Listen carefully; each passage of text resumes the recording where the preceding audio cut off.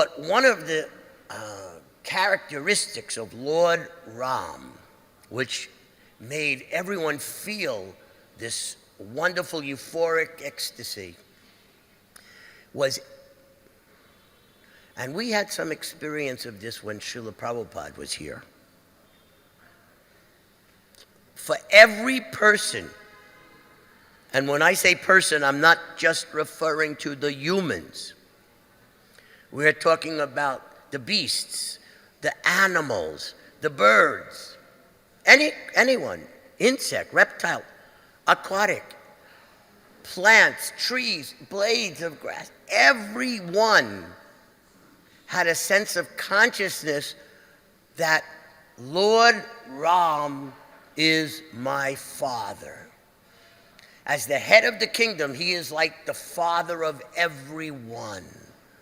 And everyone felt the connection personally, whether they had direct association, whether they saw him from a distance, whether they just heard about him. But they were feeling that he is acting exactly like my father. I am his son and daughter. When Srila Prabhupada was here walking this earth, when he descended onto this earth, every devotee who knew of him,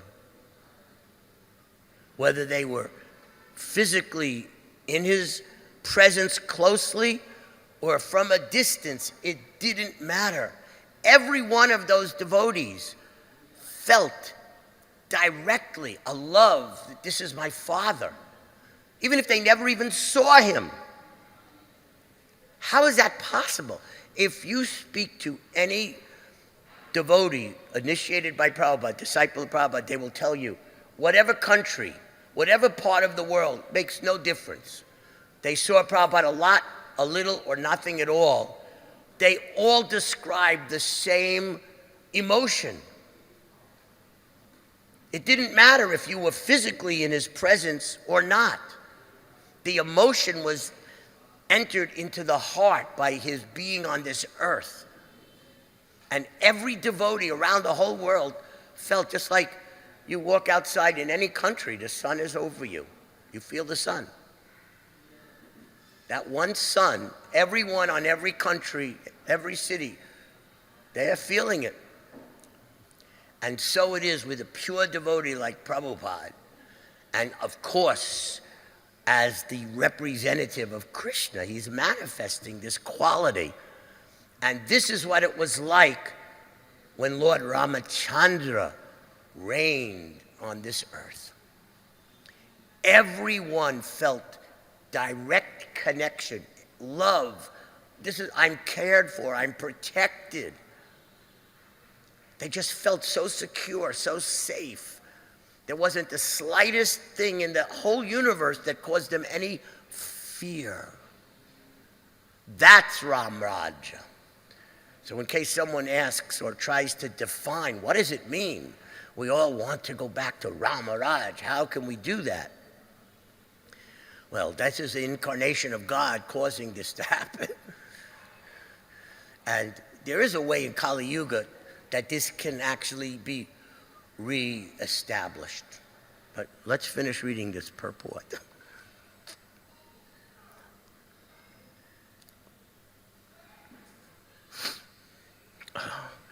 You all know these are the first deities of Lord Ram that Prabhupada established in ISKCON, right? You all know that?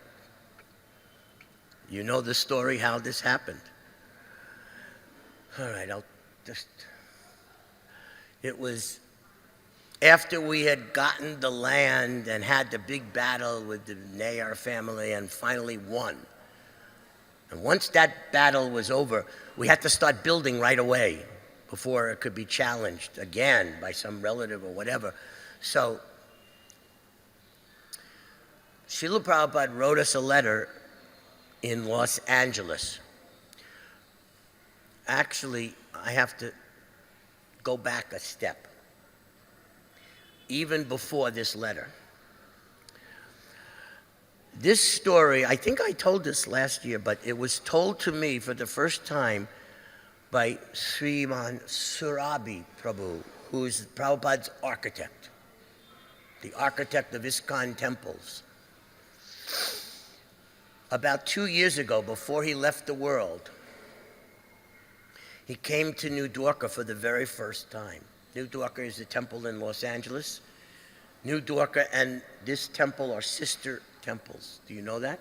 Prabhupada said, this Bombay temple, Rasarab Biharji Mandir, and Sri Sri Rukmini Dwarkadish Mandir, New Dwarka Dham, are sisters, sister temples. So he had never been there. So he's there visiting 2 years ago, and he left the world right after that visit. And he's looking at Rukmini and Dwarkadish, and he started to cry. And we're all wondering why. He's giving talks and nectarine stories about Prabhupada. And he said, I owe my life to these deities. I've never seen these deities before, but I owe my whole life to them. And then he explained that after we purchased this temple, this New Dwarka temple in 1969, Prabhupada spent a lot of time there, as you may know. So around 1970, 71, something like that, Prabhupada was sitting on the Vyasasan looking at Rukmini and Dwarkadish, and he was having a spiritual conversation with the deities. And he was describing to Rukmini and Dwarkadish this amazing temple that he was going to build for them. By the way, it looked like this. And Lord Dwarkadish said to Prabhupada, while on the altar, only Prabhupada could hear this. Lord Dwarkadish, in his deity incarnation, told Prabhupada, thank you very much. I want you to build me that house in Bombay, not in Los Angeles. And Prabhupada said to the deity, no, this is the world headquarters. I want to build it here. It will attract everyone. And Lord said back to Prabhupada, no. I love what you want to do. Offer me this great house. I want it here in Juhu Beach. So we take a moment to...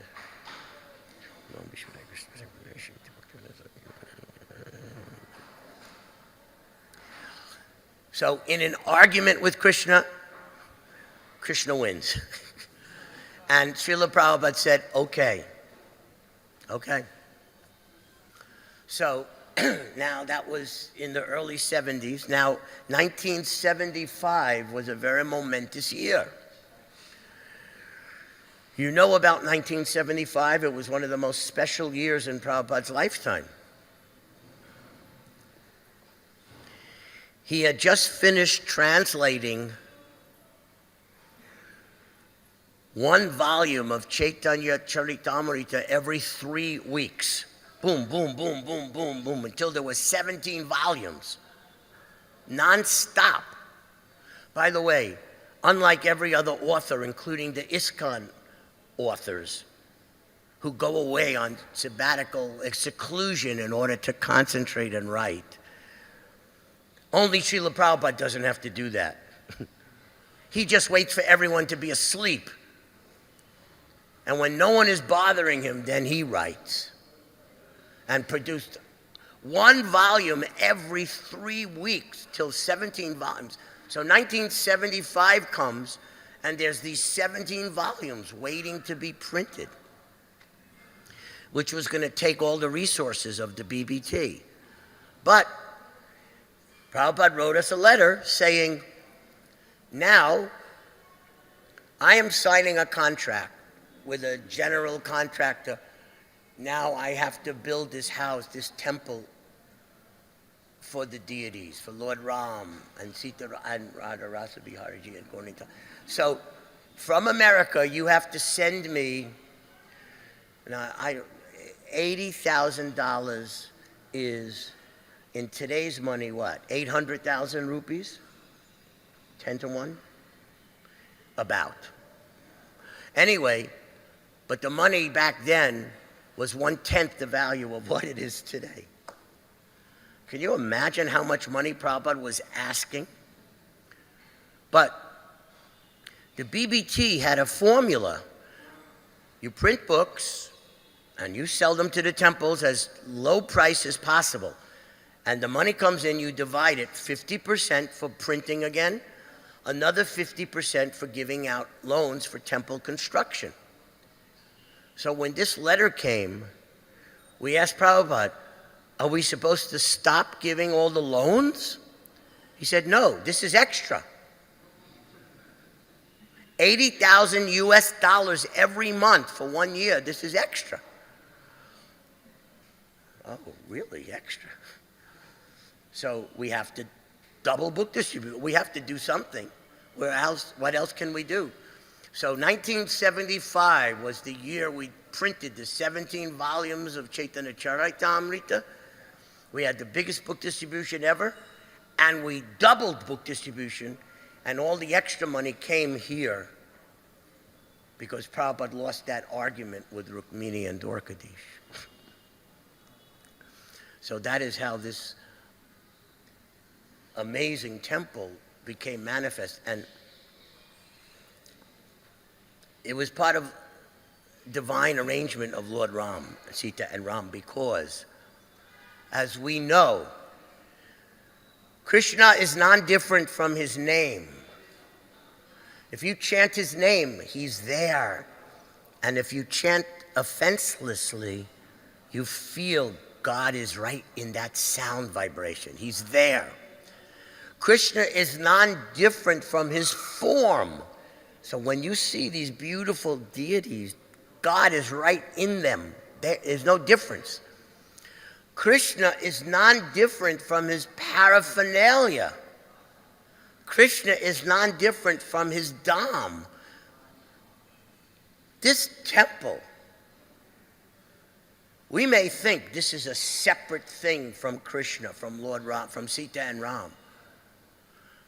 This is identical with them. This whole miracle is another form of Krishna. This is a divine extension of Krishna. This whole temple is his paraphernalia. When he descends, his palaces descend, his abode descends, his devotees descend. Everything descends with him. Krishna descended in these deity forms, and this is non-different, extension of Krishna. It's something that one day we can hear it with our intelligence, but we can't realize it with just intelligence. But by sincere, offenseless, devotional service, it will be revealed. And when you come here, when you have that realization, you'll see Krishna in this building. And you'll see Krishna everywhere. So one more story about Sitaram. This is from my diary.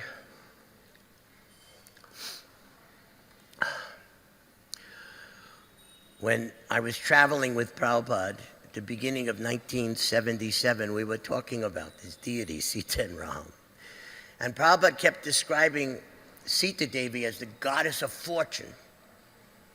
She is the goddess of fortune.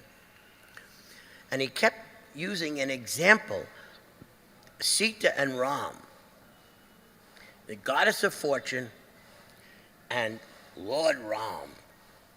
He kept comparing it to Indian culture and the material world's opulence. Combine these two things, and this whole planet can become Ram Raj. Prabhupada kept saying that to me. And this is one of his quotes on January 17th, 1977. Sita, Lakshmi, was under the protection of Ravan in America. And Lord Ram Narayan is in India. So we must get Lakshmi and bring her back to Narayan. We must get Sita and bring her back to Ram. Just like Ram, Hanuman had to cross the ocean. So I have done. Ram trained the forest monkeys how to fight. Just see the lesson. Prabhupada crossed the ocean and trained the monkeys of America how to bring Sita back to Ram, how to bring Lakshmi back to Narayan, how to make $1 million in extra money just suddenly appear and manifest this. So those are Prabhupada's direct words describing how this came about.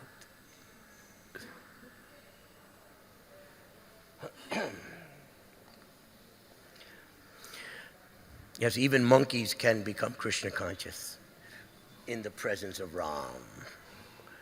Even the American monkeys became Krishna conscious in the presence of the pure representative of Lord Ram, Prabhupada. So, continuing with this purport. The citizens had the opportunity to see the Lord personally supervising the affairs of state.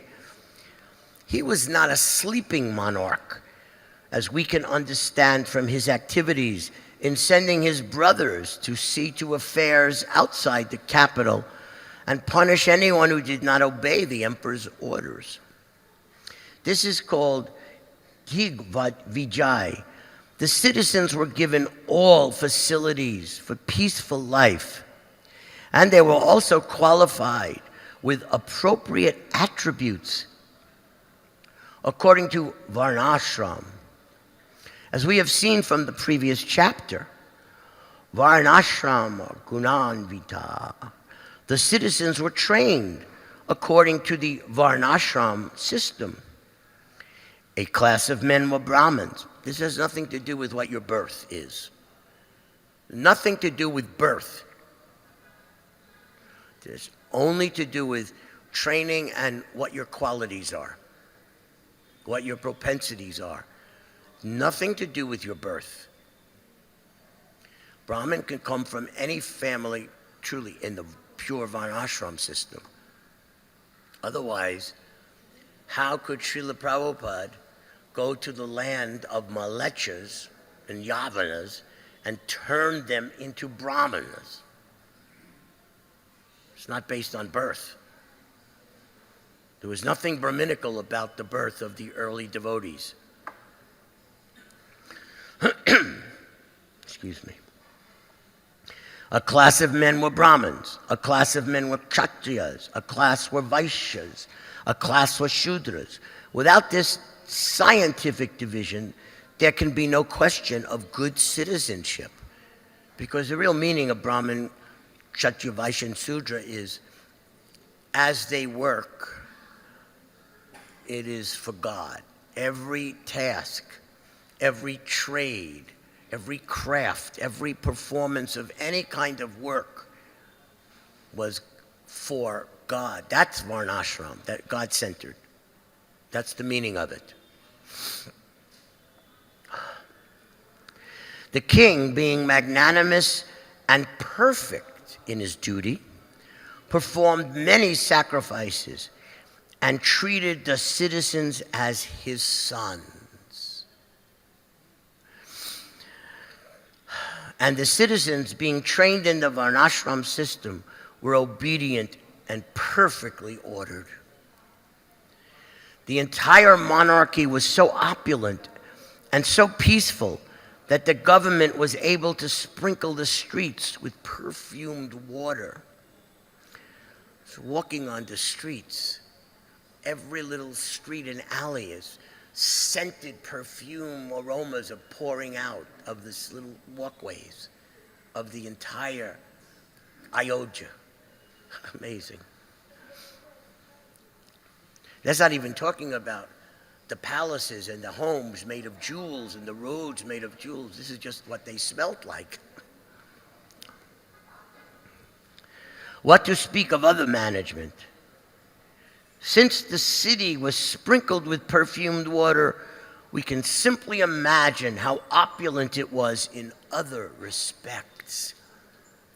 The material energy stopped working in their ordinary material way, and instead they worked in the most amazing ways imaginable, the most amazing ways that are perceivable.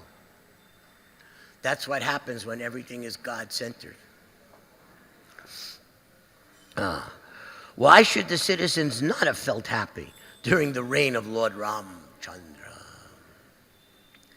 So, Prabhupada said, this can happen again.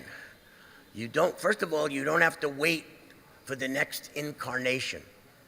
Sometimes people have materialistic calculation.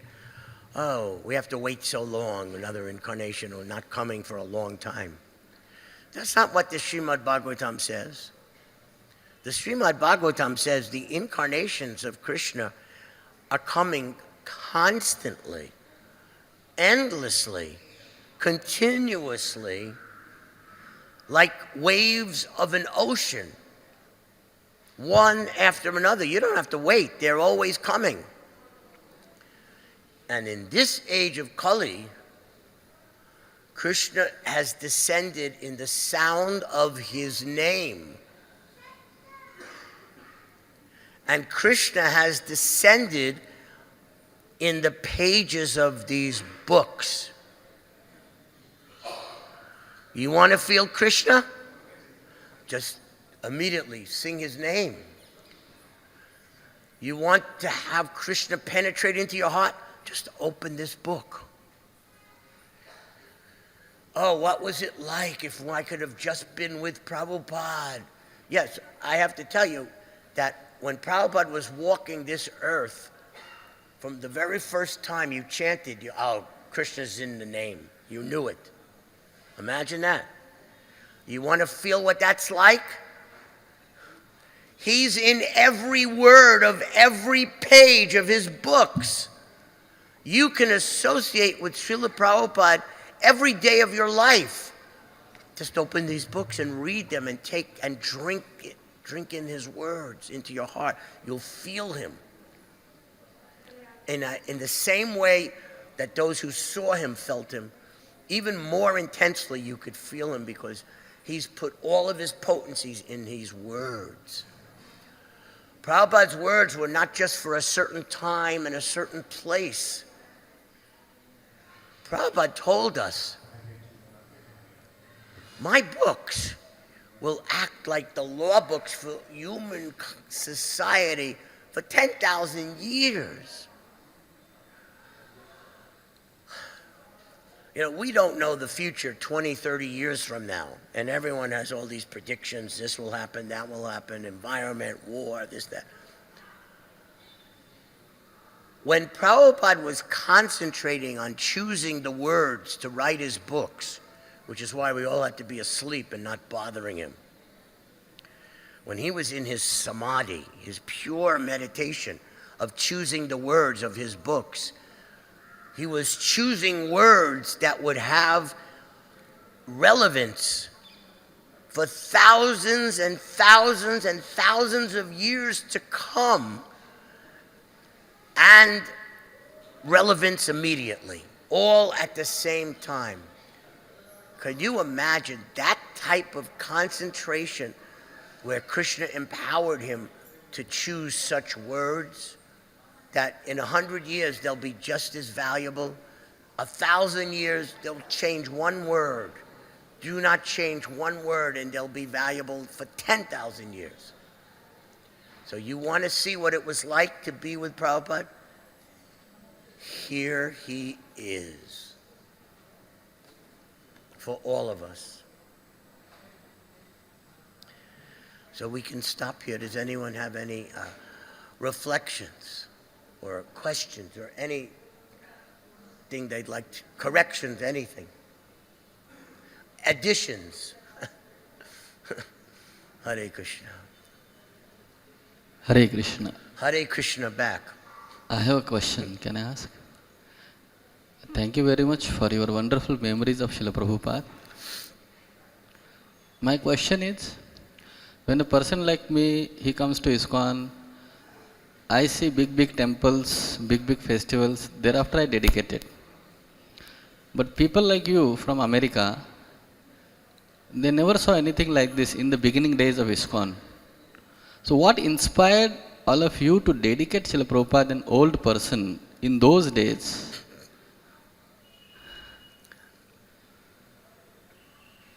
Thank you for that question.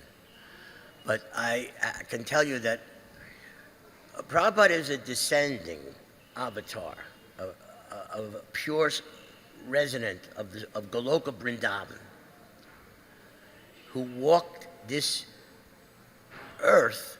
Even demigods knew he had come. Even the demigods, Narada, Brahma, Prabhupada once said, did you not see them listening to this kirtan? When such a soul comes into this world, and you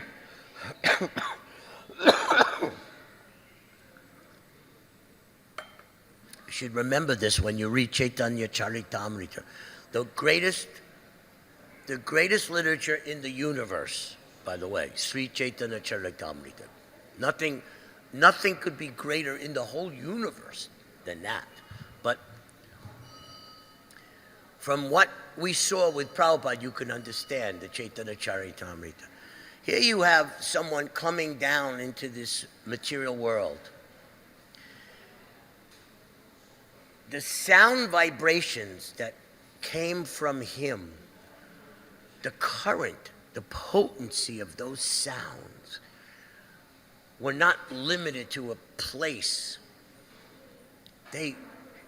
When Prabhupada chanted, the residents of the heavenly worlds could hear it. When Prabhupada chanted, the residents of Vaikuntha could hear it. When Prabhupada chanted, the residents of Goloka Vrindavan could hear it. That sound could travel through the barriers of this whole universe.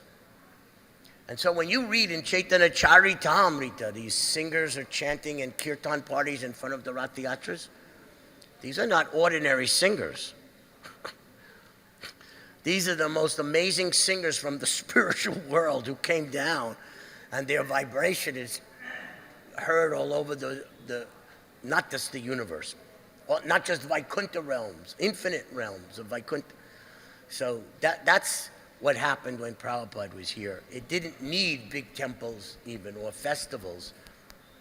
Just his purity, his absolute purity reflected what it was like to be from Vrindavan, from Goloka Vrindavan. And it immediately penetrated the hearts. Now some people will say, in preparation for Prabhupada's pastimes, Krishna arranged for devotees from India maybe, in their past lives, to take birth in different countries of the world, waiting for Prabhupada to cross the ocean, and then suddenly they just awakened that they were devotees and started assisting Prabhupada. He once said that his guru had sent devotees. So maybe that's true also. But it took Prabhupada's purity, a current of pure sound that could not be limited by anything mundane, to enter into this canal of the ear and go into the heart. And it was in the heart. You felt it. And by some arrangement of Lord Gauranga, many devotees will tell you that from the very first time they chanted Hare Krishna, they felt an ecstasy.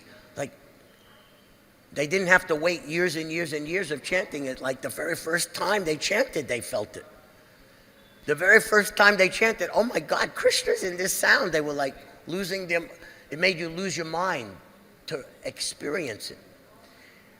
That's what happened when Prabhupada walked this earth. So if you ask how did devotees without these wonderful opulences come at a time when there was real poverty in a sense, material sense, it was because who cared? You were feeling ecstasy. It was like swept away any material consideration to be in his presence. But I promise you, you can feel that if you just keep opening these books and drinking in these words. You have his association. Hare Krishna. You have another question? Yeah. Thank you very much for this wonderful answer.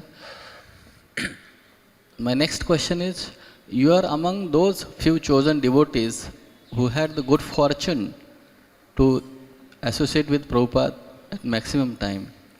So, when you now remember Srila Prabhupada's interactions in those days, memories, how did you interact with him, what Prabhupada spoke, and his loving exchanges with you, what do you feel now, and what is your message for all of us, the new followers of Prabhupada?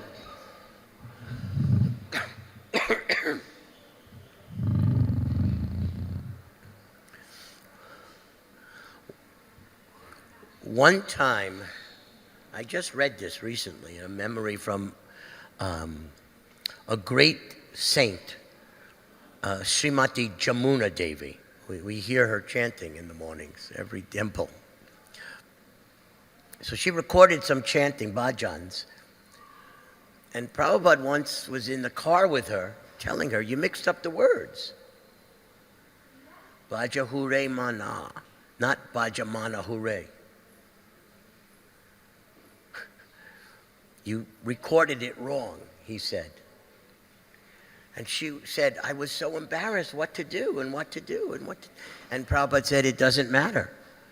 Because, why? Because when you chanted it, I see the sincerity of it. The potency, the spiritual potency in those sounds comes from being sincere. And everything gets adjusted. Everything gets adjusted by sincerity. So, if today all of you who maybe didn't see Prabhupada, if in your heart you are sincere, that's the most important qualification. Just be sincere. Even if you make a mistake, but if your intention is very sincere, it will get adjusted, and you will still get the perfect benefit and effect of Krishna consciousness. That's the lesson from that little story. Same thing Prabhupada told us about the artists when they wanted to study the great schools of painting, of old classical realism from the Renaissance era, before they would start painting for the Krishna book in 1969. They all felt totally unqualified. Prabhupada, we have to train, study. No, Prabhupada said, no, you don't. Your service is you sit in front of this well, they didn't have easels. You can't imagine. They didn't have money to get the wood even to stretch the canvases, but somehow they went out on Sankirtan selling some incense to buy the canvas and the wood for frames. And then they would put the canvas straight down on the floor and lean over it. Or they prop it up on the wall and paint like that. Only they were in an attic in Boston, and it was one of the coldest winters of the entire century. And there was no money. They had just bought the building and they were paying for it. Even Satsarup had an outside job just to pay the mortgage. So they had no money for heat. So they are wearing gloves, galoshes, trying to paint the beauty of Krishna, to make it more beautiful than a Rembrandt or a Michelangelo, or in the Sistine Chapel, or more beautiful than a Raphael or a Da Vinci. How can that be? How is that possible? It's not possible. It's not materially possible. But Prabhupada said, you don't understand the definition of beauty. Two things make something beautiful in the eyes of Krishna. First, no mental speculation, not like the artists of this world that see something beautiful and try to imagine what beauty is.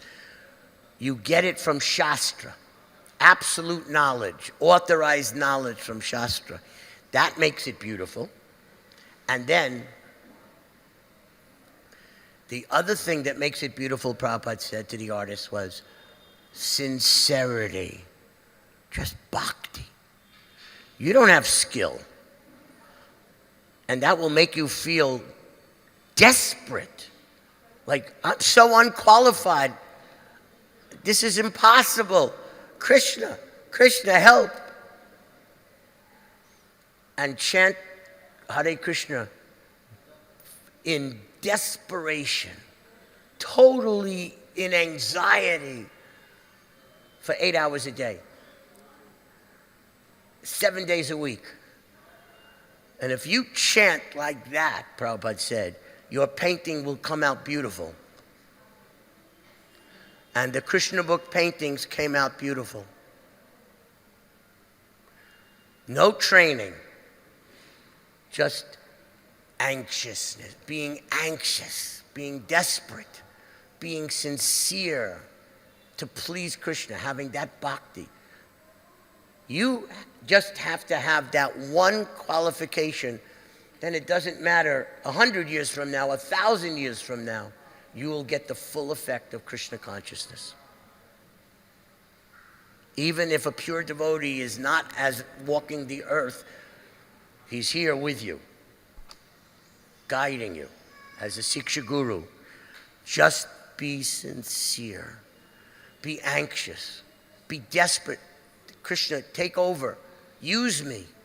Let me be your instrument, not my desire for how to please you, your desire for how to please yourself. And I just surrender.